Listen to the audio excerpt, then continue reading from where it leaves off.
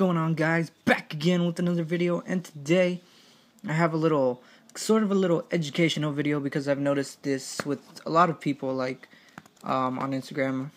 People ask a lot, like, should I buy these packs online? Should I buy from the seller? I'm not too sure. I don't know if they're weighed.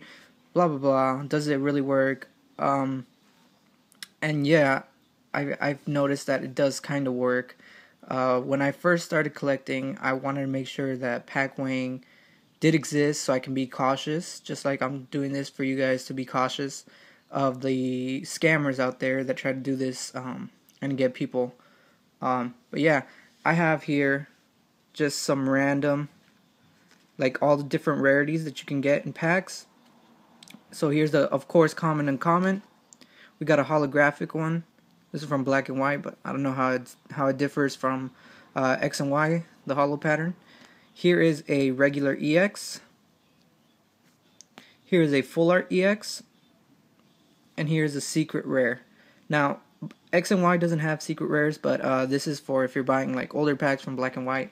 The only set from Black and White that didn't have a secret rare, I believe, was Emerging Powers. But yeah, and a lot of them didn't have the gold border and stuff like that. But they did have this little part right here, and it was, of course, shiny and stuff like that.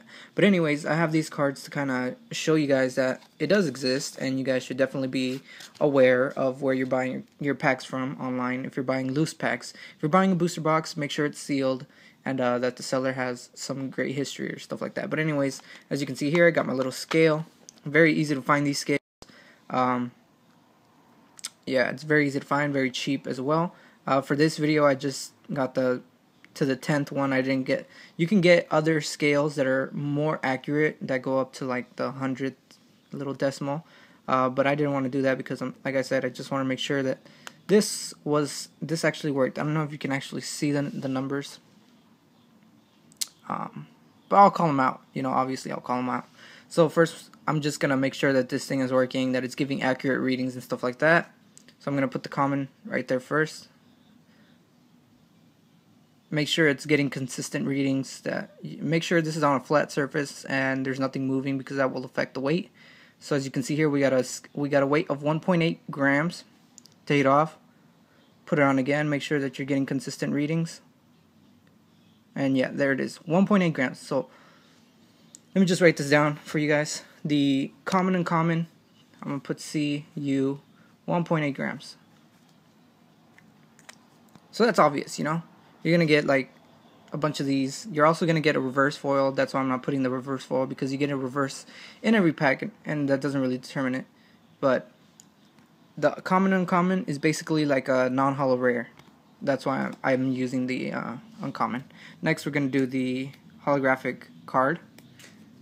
Let me just take it out of the sleeve. So here we go. We got the holographic Blastoise. Make sure we're getting accurate readings. So we're going to do it twice like we did. As you can see here, we got a bigger weight. We got 2.0 grams, so I'm going to put H for holo, 2.0. Let me just make sure that it's giving off same twice. So yeah, it gave off 2.0 twice. So let me just put this back in the sleeve because I actually like this Blastoise. Yeah, some of these cards I'm going to have a real issue with having them out of their sleeves and stuff like that. But anyways, next we're going to do the EX, the regular EX, because it has a more...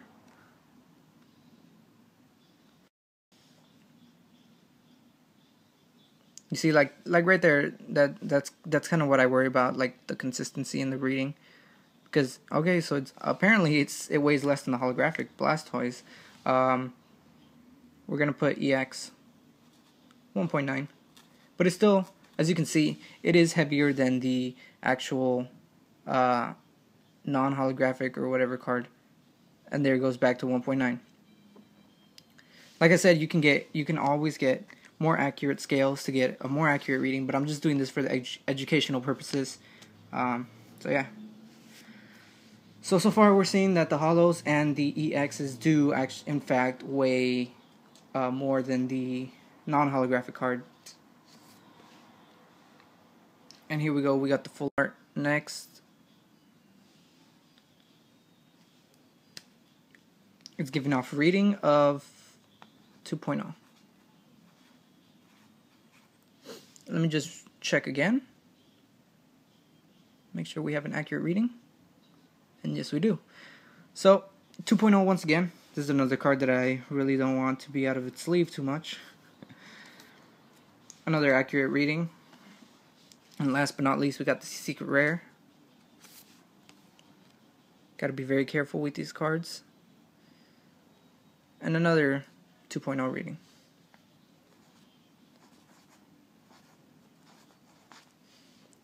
Once again, let me check just to make sure.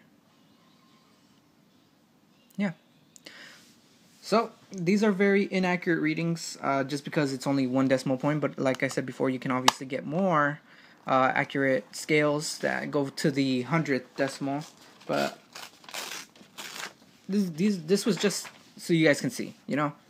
This wasn't to show you guys how to pack weigh and stuff like that, how to get an accurate reading and all that kind of jazz. So these are the readings that I got. The common, uncommon, or non-holo rare in a pack would get a 1.0. The holo would get a 2.0, and EX would get a 1.9, full art 2.0, secret rare 2.0.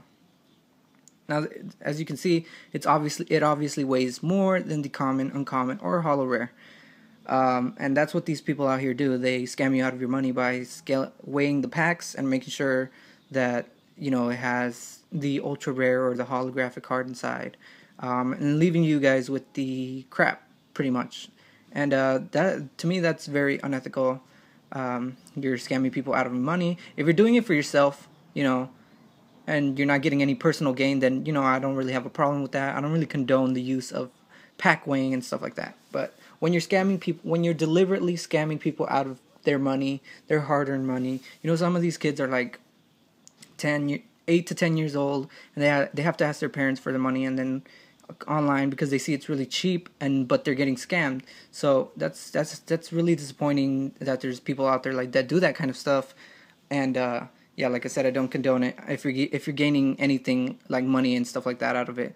But if you're gonna do it for yourself, because I do understand that packs do cost a ridiculous amount nowadays in the stores. They cost like $4 per pack. But if you're gonna do that, then, you know, that's, I mean, yeah, it's still gonna be kind of sucky because they're gonna put it back up on the shelf, and then someone's gonna have to get that pack. But I mean, as long as you're not doing it to get money out of it, that's kind of the theme. But yeah, just be aware. There's some sites that are excellent selling loose packs. For instance, Troll and Toad. I bought 36 packs. I got ridiculous pulls, very awesome pulls, very legitimate. They are a very legitimate business. Just make sure you know where you're buying. Go to an accredited website. Don't try things like eBay or Amazon, because there are some scammers on there. Unfortunately, if you just read the reviews, things like that. Troll and Toad, I recommend them, highly recommend them. I think I pulled a secret rare, like 3 full arts, 2 EXs, and a few ace picks out of 36 packs. That's even better than a freaking booster box. But yeah, guys, educational video. Please leave a like and subscribe if you enjoyed this. And yeah, see you guys next time.